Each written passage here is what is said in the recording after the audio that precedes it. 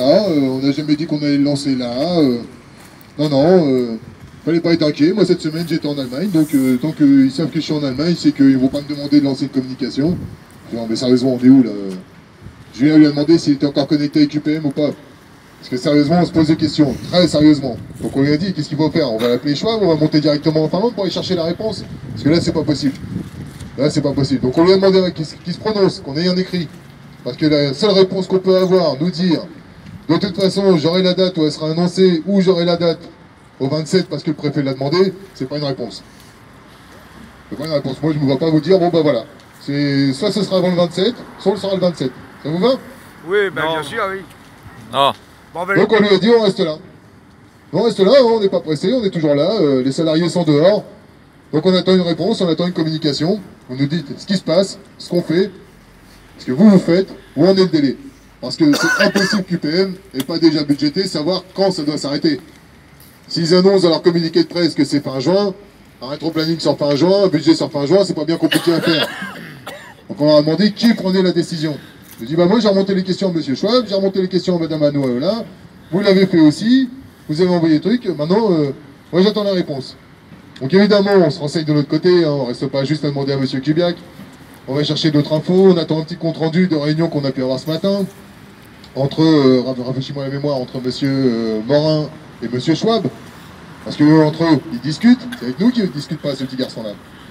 Donc on a eu quelques trucs, soi-disant ce sera relativement rassurant. J'ai toujours relativement, parce que tant qu'on n'a pas la version officielle, tout ça, ça risque des paroles. Donc on lui a dit qu'on attendait son coup de fil, on reste là, on va aller manger un petit bout de merguez. Qu'est-ce que tu appelles rassurant? Ah mais moi j'appelle rien rassurant, c'est eux qui appellent ça rassurant. Pour eux la situation serait peut-être moins dramatique, peut-être qu'éventuellement ce serait pas une fermeture sèche. Alors moi le peut-être éventuellement déjà il fait peur. Déjà, qu'est-ce qu'on entend par pas une fermeture sèche, c'est quoi ça? C'est une fermeture partielle? On fait quoi? Je fais toujours attention à leurs mots, hein. On vous l'a expliqué ce matin, on fait toujours attention à leurs mots. Donc là on leur a dit, nous on veut une communication officielle, qu'elle émane d'Anoaola, qu'elle émane de Schwab ou qu'elle émane de Jean Kubiak, on veut un engagement écrit. On veut savoir. Est-ce que vous êtes toujours d'accord avec ça? Est-ce qu'on est toujours dehors? Est-ce que la chapelle est toujours à nous? oui. Merci les gars. Kubiak il nous dit que lui aujourd'hui c'est celui-là qui remonte les questions. À chaque fois quand on lui parle, c'est je vais remonter la question.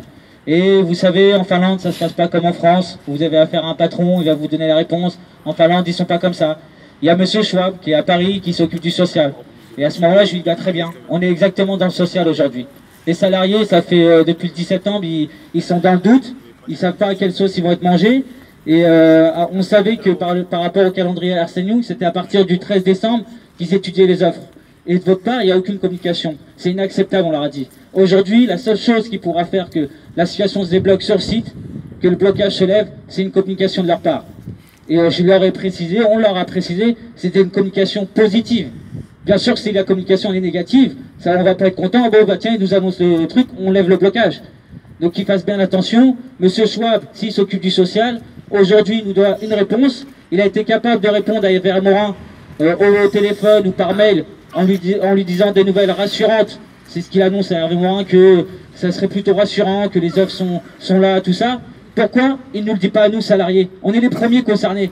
Pourquoi nous, on n'a pas de communication de la part du PM? C'est une honte. C'est des salauds, ces mecs-là, qui sont dans leur bureau et qui ne nous prennent pas en considération. Donc aujourd'hui, moi je demande aux copains qui sont présents de rester sur le site tant qu'on n'a pas de réponse. Ils veulent peut-être nous tester aussi. Ils veulent peut-être savoir si à Chapelle, il y a toujours un rapport de force. On a su bloquer l'usine, est-ce qu'on va être capable de tenir?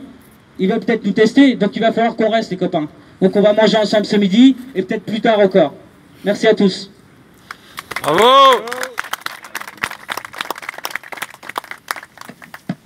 Oui, je vais essayer de ne pas parler trop fort parce que j'ai encore beaucoup, la journée n'est pas finie. Donc, en ce qui concerne l'Union départementale des syndicats CGT de Seine-Maritime, il y avait deux initiatives qui étaient inscrites dans le prolongement des mobilisations depuis le 5 décembre autour des retraites. Mais le dossier Chapelle n'est pas indissociable de ce qui se passe au niveau des retraites, parce que les promesses qui ont été faites en fin d'année dernière concernent beaucoup de salariés, et si les salariés pensent que les promesses vont être tenues, c'est un leurre. Et s'ils pensent partir plutôt en retraite pour se retrouver au chômage ou à faire la manche, c'est ça la réalité que programme UPM. Donc, il y a une chose, UPM veut vendre l'entreprise. Ben nous, on la reprend. Toute la CGT se mobilise et la CGT va continuer à... Et donc, on remercie tous ceux qui sont présents depuis ce matin à 4h30, à la fois ceux qui luttent en interpro, à la fois les gilets jaunes qui nous ont aidés aussi ce matin, tous les gilets, la colère, contrairement à ce que fait croire le gouvernement depuis ce week-end, avec des intimidations et des violences policières comme on a vu dans nos manifs, la colère elle va au-delà des retraites, elle est profonde, et donc il y a une urgence sociale, et l'urgence sociale c'est de répondre par rapport à l'engagement qui avait été tenu lors de la première mise en place de la commission industrielle, auquel le préfet et la directe avaient sommé UPM de modifier son calendrier, avec une date butoir vendredi. Depuis vendredi, on s'est pointé avec la région Normandie, la CGT, avec Julien, secrétaire du CSE, avec Cyril, secrétaire du syndicat, pour avoir une réponse. Et la préfecture a dit on est en réunion, on ne peut pas vous recevoir, etc. Ils nous ont reçus comme des chiens. Il gelait, il faisait froid vendredi, on n'a même pas le droit d'accéder au couloir pour attendre au moins une réponse de la part de la préfecture par l'intermédiaire de son secrétaire de cabinet. Donc nous on a dit c'est plus possible. Entre-temps ils ont dit dans la soirée on est prêt à vous entendre.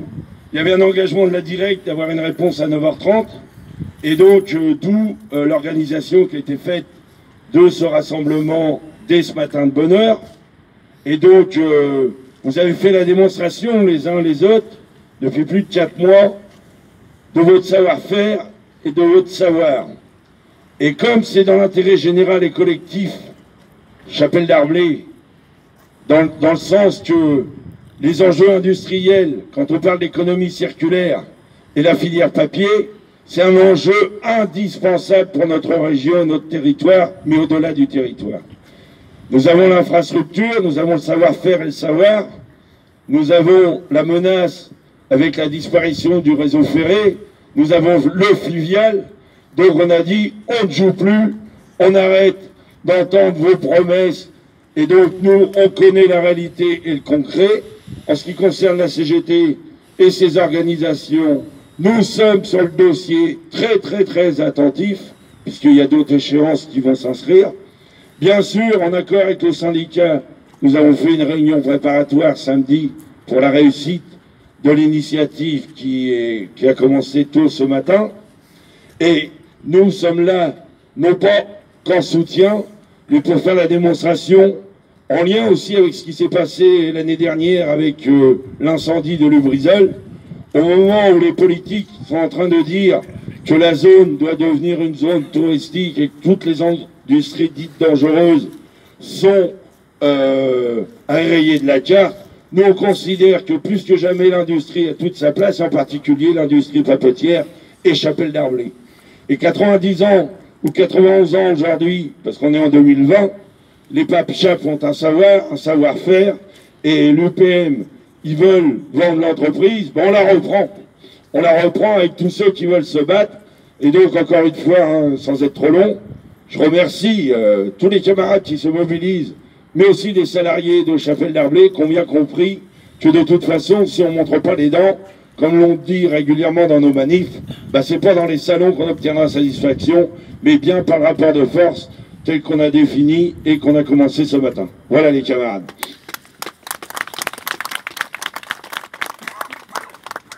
Ok les copains, donc voilà où on en est. On attend son coup de fil, on attend la réponse. Pour revenir aussi sur le petit point dont parlait Pascal tout à l'heure, la réponse qu'on devait avoir le 10, qu'on est parti chercher à la préfecture dans le froid, ou comme il disait on a attendu dehors, hein, parce que c'est tout le sérieux qu'on peut donner. On lui a posé la question. Quelle a été la réponse? Ah bah excusez-moi, j'avais pas compris ça comme ça. Voilà la réponse qu'on a eue du directeur. J'avais pas compris que le délai c'était vendredi, j'avais pas compris ça comme ça. Non, on lui demande pourquoi changer les dates et les heures et prendre un rendez-vous téléphonique sans nous à la fin de la commission industrielle une fois qu'on est parti. Ouais, bon, bah ça s'est fait comme ça, naturellement. On pensait pas que vous étiez pas au courant. Et on a demandé quelle réponse ils avaient donnée au préfet. Bah, la réponse au préfet, c'est on se revoit le 27, d'ici le 27, soit j'ai la réponse, soit c'est lancé. Voilà, c'est tout le sérieux qu'on peut avoir. Donc honnêtement, on va durcir le ton. Maintenant, j'espère que vous avez gardé le merguez parce que j'ai la dalle. Bon, par contre,